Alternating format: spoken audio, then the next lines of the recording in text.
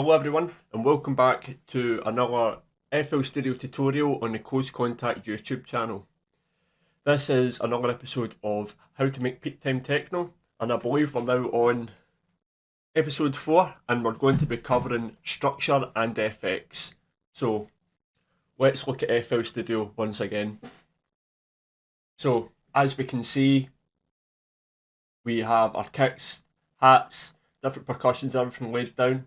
And down the bottom here we have a drone, a bass lead, a pluck lead, and filters and different automations for that. But first things first, I'm down at the bottom corner of this screen. I think I need to move to the other side because you're not going to be able to see what I'm doing below that. So let's do it.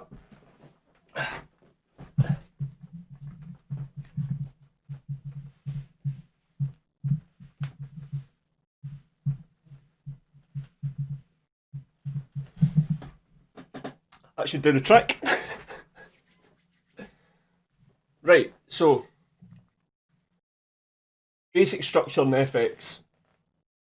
So these numbers up the top here are very important.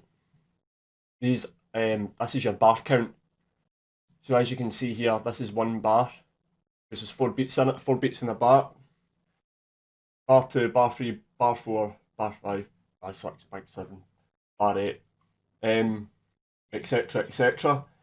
I try to have something new happening every 8, 16 bars, just kind of freshen up a wee bit, whether it be like a snare roll at the end of this set of bars or a different part coming in, something along the lines. So here's a quick example of structure of a song. So I'll just play the song from start and I'll talk you through it.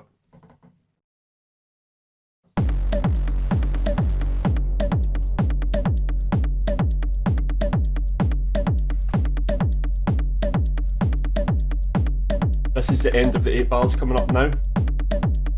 Snare roll.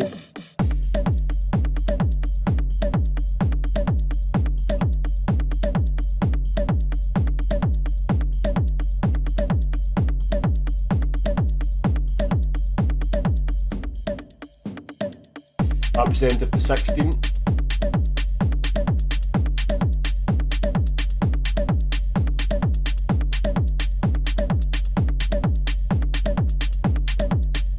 End of the 24.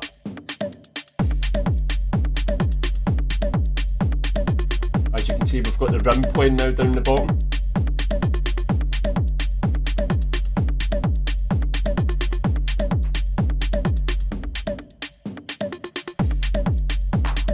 That's the 32.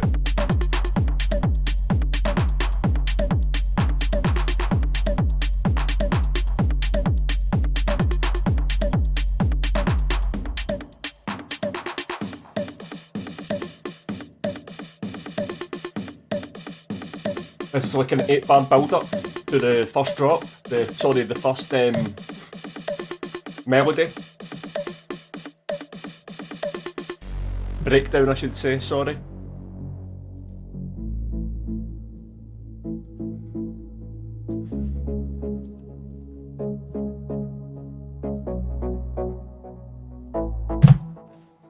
So you get a kind of idea of what the structure, how the structure of a track should be. Just by me showing you that, you want to kind of freshen it up, something happening, so it's not repetitive and boring. I know techno is normally quite repetitive, but you want to still kind of throw a bit of different energy into it by taking stuff away every 8 bars or adding stuff, whether it be something simple.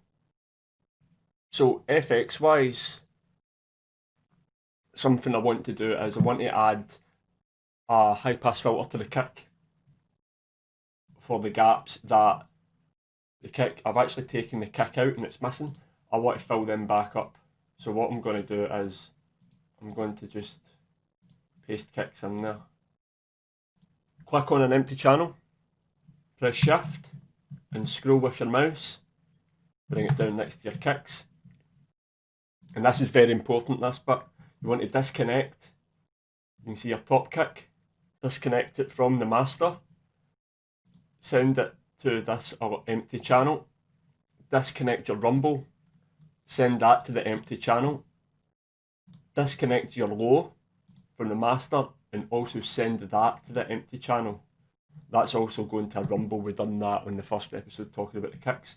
But basically all that's doing is the sounds from these three channels are getting sent to this channel and then out to the master instead of going out from the master straight away, as you can see by the cables down the bottom. We'll just name this kick filter, because this is where we're going to have our high pass filter. And the reason I do my high pass filter this way is so that you're not putting separate filters on each channel. You've just got the one filter, so the parameters and everything are the same, and then you're not having three filters working at the same time. You've just got the one filter because you've got the three different kick elements going to the one channel, if that makes sense. I hope it does. So now, open up your effects on that kick filter channel that you've just made. Go to your Fruity Love filter. Click on your presets, simple high pass. And now when you play the kick, you'll hear a high pass filter on it. Very simple once you get your head around it. Bring the resonance down a wee bit. That kind of boosts your frequencies. You don't want it boosting too much. Right click on the cut, create automation. And then you press shift on the track that it's just been put on, and you can scroll by using shift in the mouse wheel and scroll it to the top. So now you want to name this kick filter. Just remember, keep your track nice and organised and draw it in. So now we have our automation for our filter punched in up the top there. Just hit my elbow off that desk there, man, that was fair.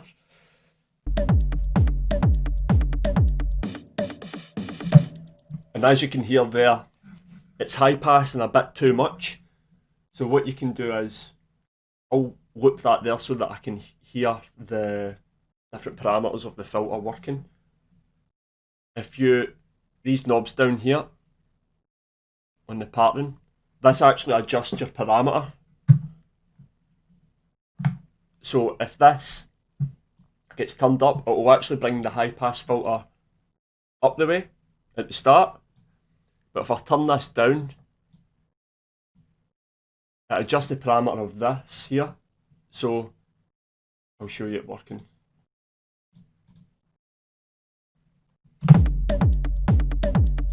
See the cut there?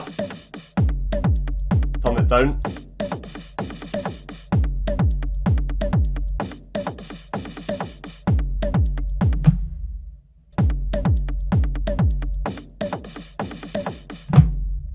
So another FX technique that we can use, which is really simple to do as well, is a white noise riser.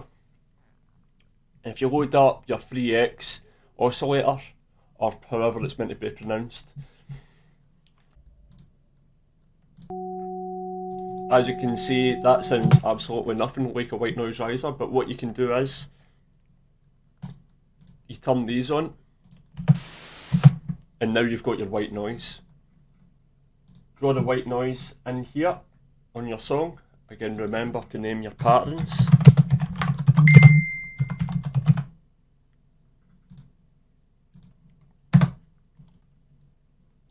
We'll hear it in the song. Still not great, but that's about to change right now. So you go back into your channel that your white noise riser is on. You get into your Fruity Love filter, and I like to use a band pass filter for this, and I'll show you why. So turn the cut all the way up.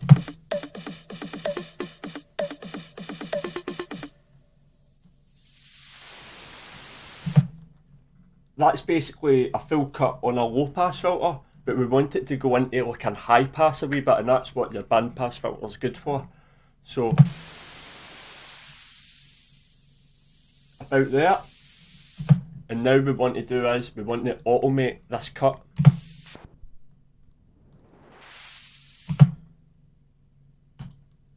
Right click, create automation clip.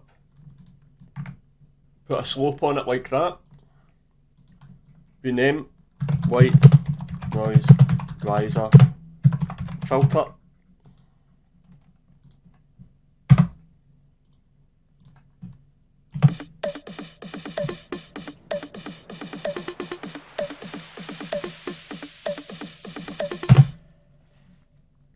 Now you've got the basic sound for a white noise riser.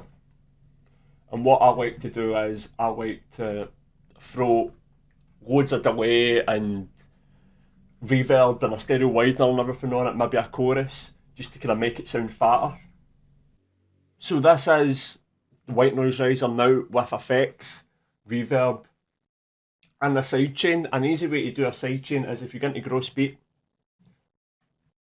and down the bottom here sidechain, and you can make it as sharp as you want. Quite a lazy way to do it, but really quick, quite effective. So this is what it sounds like in the tune.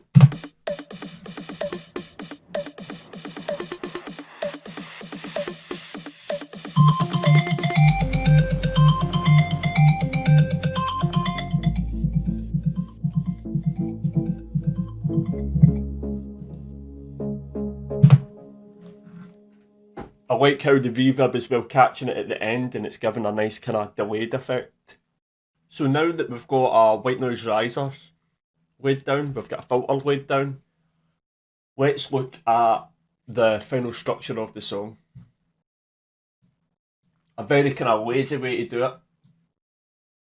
If you're wanting a full song, full size song, maybe about 4 or 5 minutes, and you've done what you've done here, you can't be bothered adding anything else to it. You just want that to repeat. So what you can do is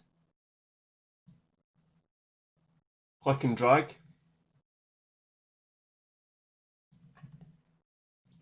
Paintbrush. Press shift. Click and drag along.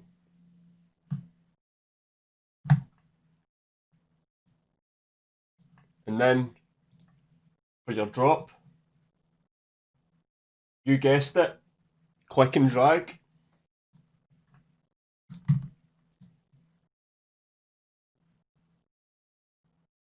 White noise risers, try and have them distributed across the track properly, so have them one for build up, coming into a drop, from a drop back into a breakdown with a melody or whatever. Same again there, and same again there. That's the way I do it personally. I think it's a nice way to kind of carry on the energy. So let's listen to the examples of the white noise risers and the filters kicking in on the kick. No kick on this one, just a white noise riser.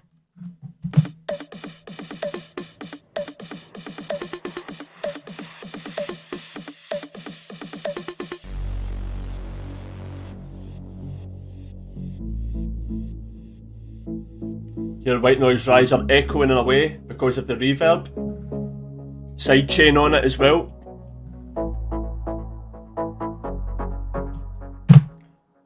So that's the first example of the white noise riser working. Another one again is to emulate a build-up effect coming to a drop. So this is the end of the melody, and this is the first drop.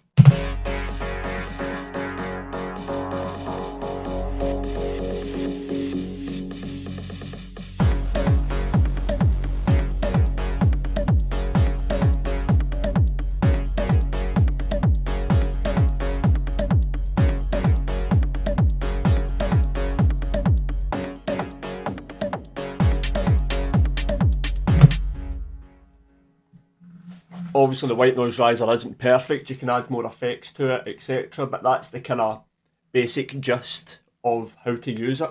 So we have the start of the song here. We have like a kind of mini breakdown with a snare roll in it. A breakdown with a melody. First proper drop. And as you can see in the drop, what I was talking about earlier on is you want something happening every 8 or 16 bars. As you can see here. Split evenly. See the high pass filters kicking in up here. Like so. Got a second breakdown with a melody. And finally a last drop. Now the only thing that we're missing is the final breakdown for the end of the song. And what I like to do is, I like to paste in kicks, keep the percussions coming apart from the claps, and then slowly lose some after every 8 or 16 bars. The first one to go is definitely the tom. Goodbye tom. And the second one to go is the rim. Goodbye rim. And then we'll get rid of the ride as well.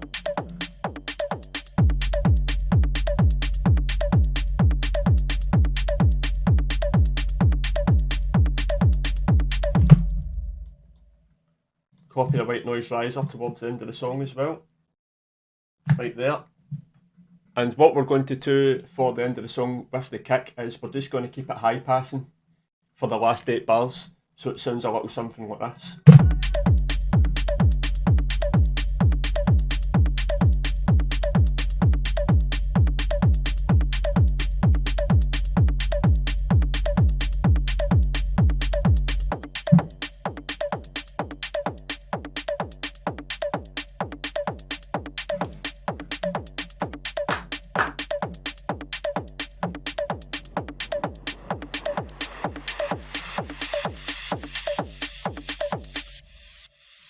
The way to structure a song properly is to use your ears, and sticking to like even numbers is quite important as well, I think, in my opinion. Sticking to like that 8 bar, 16 bar rule.